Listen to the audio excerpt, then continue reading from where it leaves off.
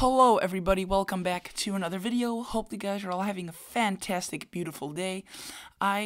This video today is actually going to be very short, hopefully under 8 minutes. The reason for that is because I am in a hurry, I'm in a rush, and I don't have time to upload later on today or even tomorrow maybe, possibly, I'll see about that.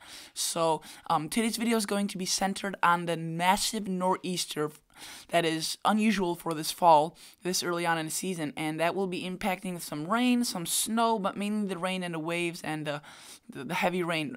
If you like these type of videos, if you like these type of updates on my weather channel, a great way to support my YouTube channel is actually by hitting the subscribe button and liking the video. That just helps my channel grow and reach out to more people, so thank you if you decide to do that. Just consider doing so.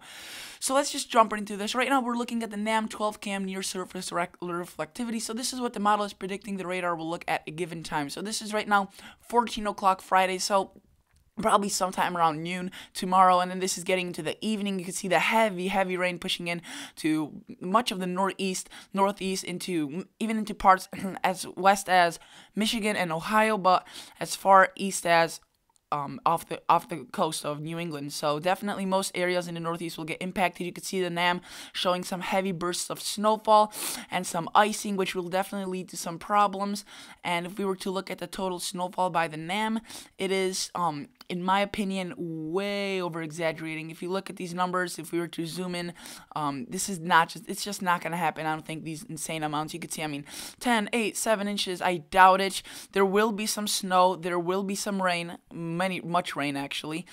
There will be quite a bit of icing, but again, you can see they included sleet in here, and it's just off. And NAM has a cold bias, it's been proven. I say this in many of my videos, and I expect something more like this, where 5, 4, possibly 7, 8 inches is possible, and then that's mainly what this storm is going to leave behind.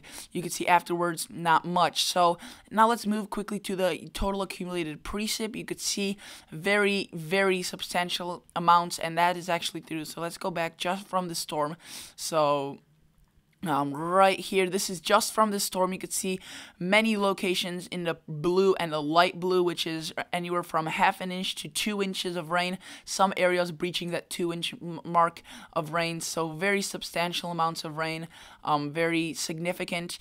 In terms of the waves, let's go to the WW3. I don't use this model often, but this is a good model to predict the waves and the swells out in the ocean. So you could see that here's our storm. You could see the waves out, at least off the coast, are gonna be, this storm has the power to produce waves up to 20 feet in length, in height.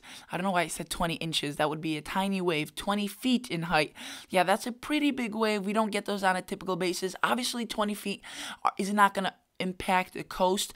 I'm thinking more in the higher locations, maybe as high as 10, 11, 12, breaching around 13, I think, feet is the maximum. I don't think it'll go over that, but again, this storm is constantly changing, and we'll need to watch on this. In terms of this Canadian model, you could see very same thing, massive storm lifting up, and this is actually the remnants of Hurricane Willa, and this, combined with a couple other systems coming from the north, form this massive system of rain. And you can see some heavy bursts of snow, some ice, some rain, and you can see the Canadian model has a couple of systems passing afterwards, but we're definitely going to be just focusing on this one right now.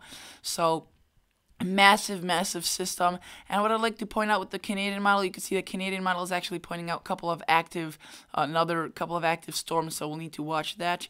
If we go to the European model, and again guys, I'm sorry if I'm rushing this video, it's because again I am very low on time, so I need to get this in quickly. You can see in terms of new snowfall accumulations, the European model is somewhere in between, possibly as much as, I would say, 5, 7, 6 inches, 5, 6, 7 inches, but they're definitely, that doesn't mean just because you live in Northeast you're going to get snow. It's more likely in the higher elevations, in the higher mountains, not even the higher mountains, just higher elevations. Lower mountains to higher mountains should be seeing some fairly good amounts of snow. Again, like I said, up to almost, if we were to zoom in on this, I would say almost up to 10 inches in some locations. Yeah, but 5, 6, 7 seems fairly likely among these locations. If we were to quickly now look at the HER model, this is basically a really good high-resolution model that shows us the track of the storm for the next 18 hours. And I'll show you, actually, let's go back to the 18Z because this goes out as far as 36 hours.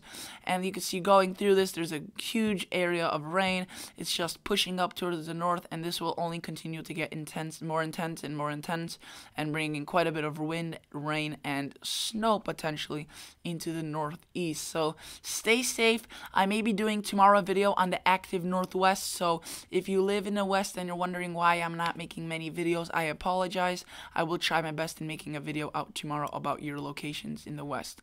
So thank you for watching. Again, consider subscribing, consider liking the video. I love you guys, and I'll see you guys in the next episode.